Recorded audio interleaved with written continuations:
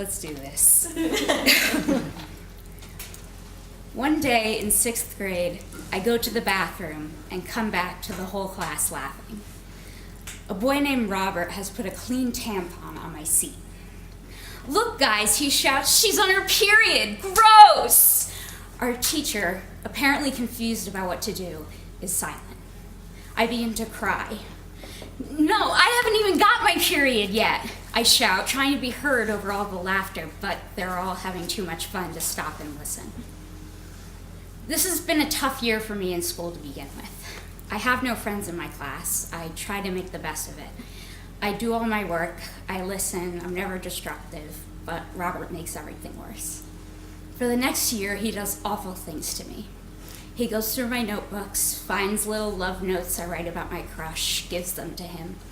The whole class then watches my crush laugh in my face as he viciously turns me down. Robert steals my homework and rips it up so I'll get in trouble for not having done it. He breaks my expensive bassoon reeds. But it all comes to a head one day in recess. I'm standing by the trees reading a book when he comes up behind me, shoves me down, and runs away laughing. What he doesn't know is that when he pushed me, a rock hit my breastplate and I stopped breathing. I can't speak, can't call out for help. But in this moment of perceived death, I have a thought, not knowing how many of the same would come after it. I want to die right here. I wanted to escape everything. This school, this boy, my classes, my lack of friends, my entire life, everything around me. Back then, I don't even know what wanting to die is called. Suicidal isn't a word in my lexicon. All I know is that every day when I get off the bus, this boy's laughter ringing in my ears, I stand on my driveway and stare at my roof thinking, all right, now if I could just figure out how to climb up there and crane my neck just so it would snap and it wouldn't have to be me anymore. I stare off into space in class and fantasize about suicide plans. He's chipping away at my resolve to keep living. I finally tell my mother about all of this, and she's enraged. We go to the guidance counselors, and all they say is, Robert's parents are going through a divorce. He's just acting out. He's young. He'll grow out of it. No actions are taken to reprimand him. I just have to keep living like this, knowing that even the adults, the people who should be able to protect me, can't stop it. After that year, I never really see Robert again. In the coming years, I'm never in his classes, but that doesn't mean the bullying stops. The other kids witness Robert's actions, and they see it as a ticket to ride, permission to mock me relentlessly, year after year. They call me a faggot and a dyke because a rumor goes around that I'm gay and shoves me deeper in the closet. Girls gain my trust by pretending to be my friend only so they can tell everyone my secrets. All the pain I've been put through has me so starved for friendship and kindness that I can't see past these people's facades. Every time someone is relatively nice to me, I grab onto them like a life preserver, only to either push them away by becoming too clingy or have them leave me because all they wanted to do was hurt me in the first place. I'm not the only one to be bullied, though. I watch other people go through it as well, and when they do, I don't have the courage to stand up for them the way none of the other kids ever stood up for me. One girl, Sophia, is tortured in the same way I am, but she's more vocal in trying to get the kids to stop. Everyone knows she has a sore spot about her European-sounding last name, so they intentionally mispronounce it just to make her start yelling and crying. I never join in, but I never really help her either.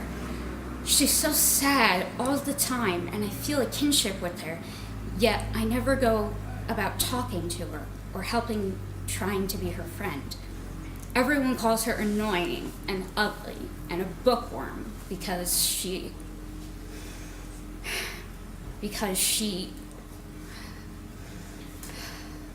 actually cares about her schoolwork. I feel like I'm associated with her. The mocking will be even more relentless for the both of us.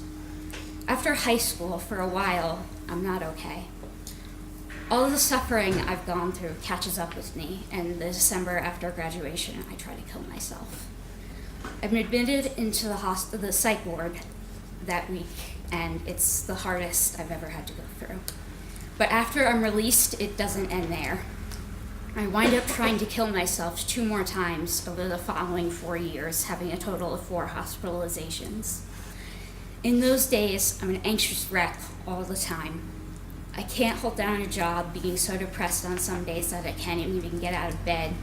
School isn't an option, considering that work and the looming thought of finals was what finally pushed me over the edge during the first suicide attempt. I ruined my only healthy relationship with self-sabotage. I'm self-harming. I hate my personality and the way I look. I feel trapped in a life that no one should have to live. One of the factors in my self-hatred is my role in the vicious, endless cycle of causing pain, my need for revenge. I have tried to take revenge on the people who've made my life worse, but the thing is, I regret it every day. Hurting people who hurt you or taking your anger on somebody else just keeps the cycle going. Eventually, I broke the cycle. Now, when someone mocks me, I laugh with them. When someone tries to hurt me, I unceremoniously cut them out of my life. I won't lie to you and say that pain and bullying ends after graduation, after you cut that one toxic person out of your life. But each blow will start to lessen when you take control and decide that they're wrong. Loving yourself, even in small chunks, even in bits and pieces at first, is the most beautiful revenge that you can ask for. Breaking the cycle helped me lose the grief and find forgiveness for myself and for others. I'm not the same person I was in 6th grade, daydreaming about jumping off of roofs. I'm not the same person I was in high school, hiding behind apathy and a sketchbook. And no one that hurt me is the same person either. Best of all, I've come to the realization that those people did not ruin me. They tried very, very hard. But 4 hospitalizations later, many burned bridges, and a lot of therapy, I am still here. I clawed my way out. There is a strength in me that blossomed when I decided not to let my past puppet me. Slowly, over this past year, I've become more stable. I've had very few suicidal thoughts. I haven't self-harmed once. I've lost all the weight I've hated myself for. I've become a person I don't avoid looking at in the mirror. I've become stronger, and I don't let things that go wrong in my life define my mental health. Things are looking up for me. Things are looking up for Sophia, too. I ran into her last week, and I was so happy to see that she's doing incredibly well.